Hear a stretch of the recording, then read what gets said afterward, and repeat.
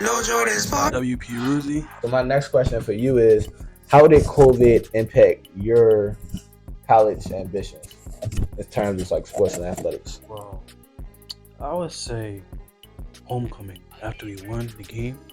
After you won, this is back when For Lincoln to have single room options. Like, it shouldn't just be if you have like a health condition or you feel what I'm saying, like you messed up, that you should have a single. So for them to have the crab legs and shit, it was like, it was a smooth design, smooth.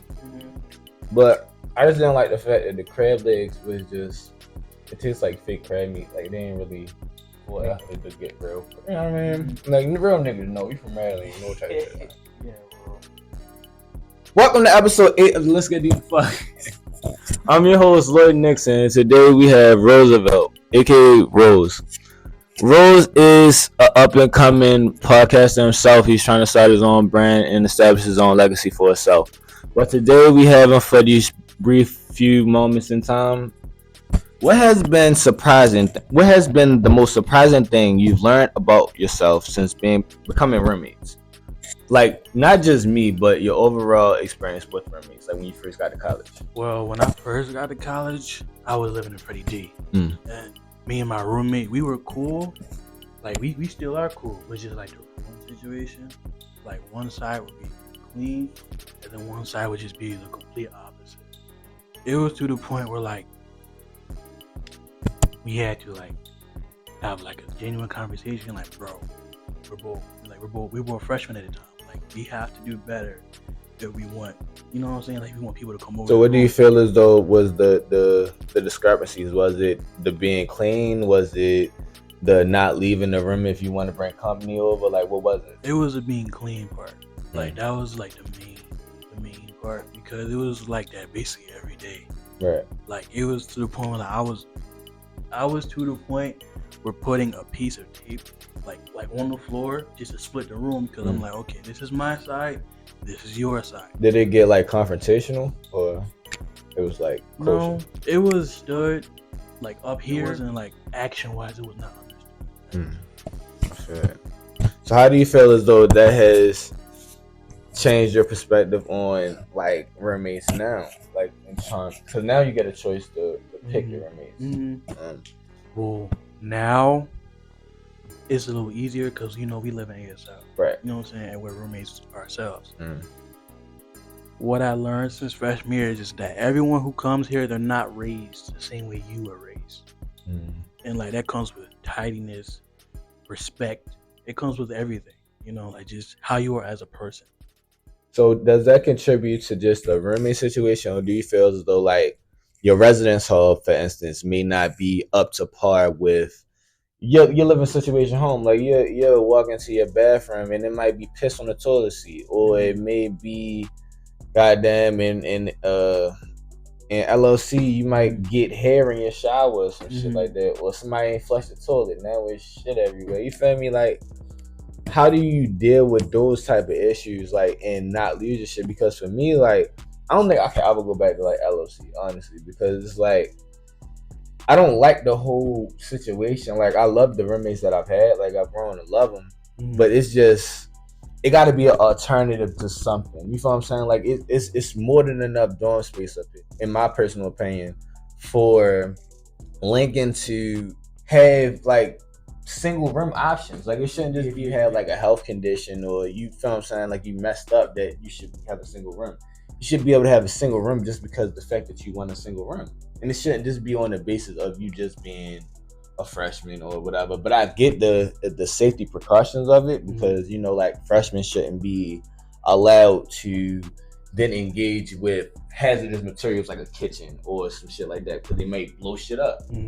But you still got to give kids the freedom to grow. Yeah. You know what I'm saying?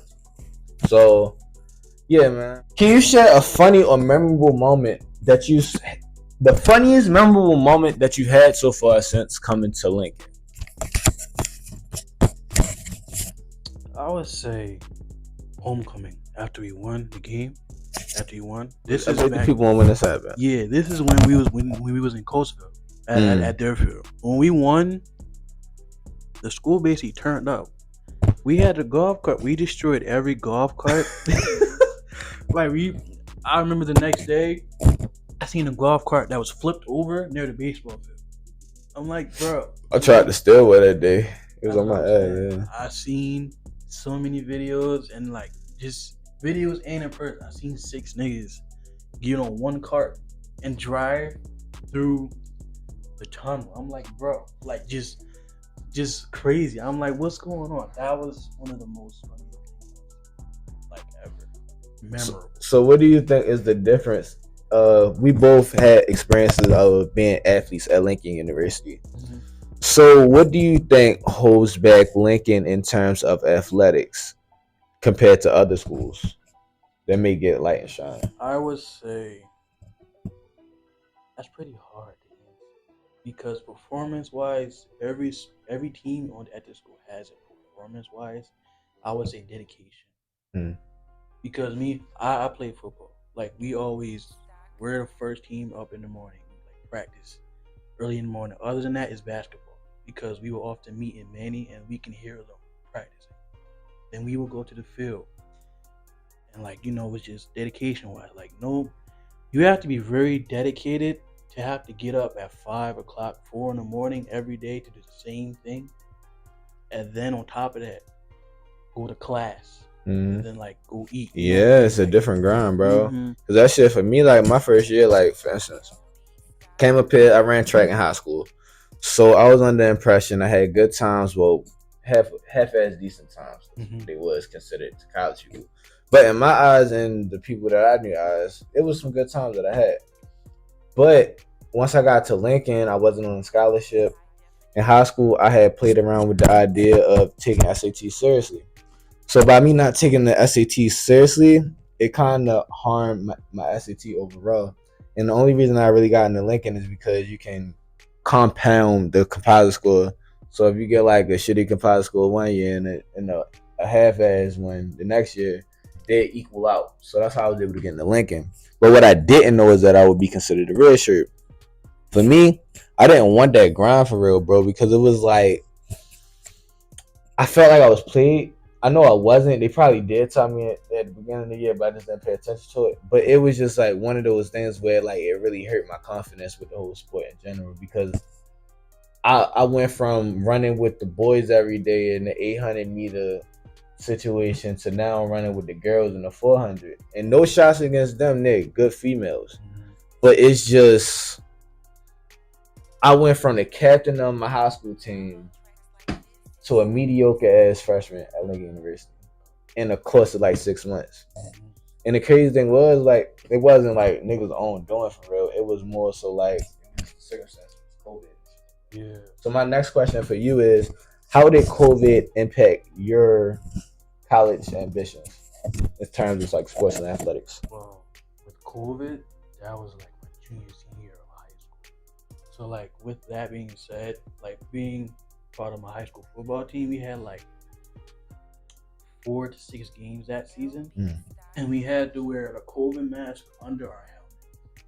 Like that, when I say it was hard to breathe, like the refs were on us because he was like in our league, we're called the public league, like in Philly. So it was like, yeah, the refs were on our ass every play. Like, yeah, put your mask on, put your mouthpiece on. How you want us to have a mouthpiece on, and then our COVID mask, and then our helmets, and then expect us to communicate properly to play the game.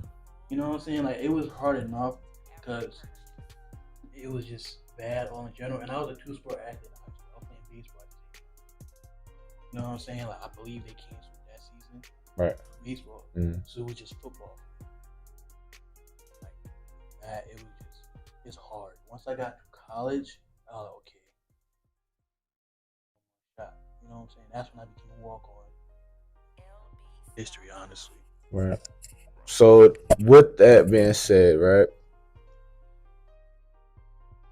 how do you handle conflicts or disagreements that you may have in terms of like rectifying situations from how you did in the past? With like, say like with sports back in the day, you may have internalized your emotions in a way that may have not been healthy for the team. How do you feel since you've now stepped away from the sport that you've matriculized off the field? I still talk to a lot of former teammates of mine that they tell me things, and I'm like, bro, that's just tough love. That's coaching. Like me, when I was playing, it wasn't that I shut my emotions off, but if the head coach is talking to me because I messed up on the play, I just take it because I know it's tough love. It's out of tough love. Whereas a team game, we're supposed to win the game. You know what I'm saying? I wasn't taking it personally. You know what I'm saying? Like, yes, if I messed up, of course, I mean, man, it's football. It's a very physical sport. But I know when my coach is talking to me, I gotta lock in and just be like, yo, this is what I did wrong. Deal with it and be better next play. Right. Okay. What advice would you give to others who are considering coming to Lincoln University? Stay in your books. Like, that would be the main thing. Stay in your books and focus. Because this school, this school is a party school. We have parties every week. You're not going to miss anything if you miss one party. Or if you don't go outside for a weekend. Just stay in your books. The only thing that's going to be greater is your grades. Because you stayed inside and decided to study and actually do your homework besides being out partying, doing the same thing. Nothing new. All right. I feel you, bro. Any last words of advice for the people that may be watching up until this point, like 12 minutes in? Yeah. Any advice for them? Any words of advice? Keep your circle small. Because, like, for friend groups, often freshmen come here, they have like 8 to 10 in their friend group, and then later on it goes, the smaller it gets. I'm like, I experienced that firsthand, and I know what happened both sides, and it's just like, it was just like a waste of time, because like friend groups, yeah, if it stays, and that's very well. But you wouldn't say you can't say it's a waste of time though. It's your thoughts, right? Mm-hmm. But in my opinion, it's like every lesson that you learn with people, even though they may not stick around forever, it still help get you to another point. So it can never be like we not cool no more, but it's still like I don't remember the times that we had type shit. Like I always remember that shit. It's just we don't communicate, connect in that way anymore, and that's okay in being like with that in relationships. But it's like I want you to like try to like take each nugget that you may have learned from somebody and just try to convert it and make your own currency out of that shit. Yeah. Like it don't gotta be monetary. Your currency can be you chilling with your girl vibing. That's your currency. It can be you playing a game, just taking your mind off everything. That's your currency. But always treat it as a moment to grow, not as a moment of devastation and shit like that. I agree with that. Yeah. How can the people follow you on the Instagrams and social medias? My Instagram is WP ROODEY. WP, you know what that is, West Philly. That's where I'm from, in the city. Yeah, follow me. All right. This has been the Let's Get Deeper podcast, and we're out.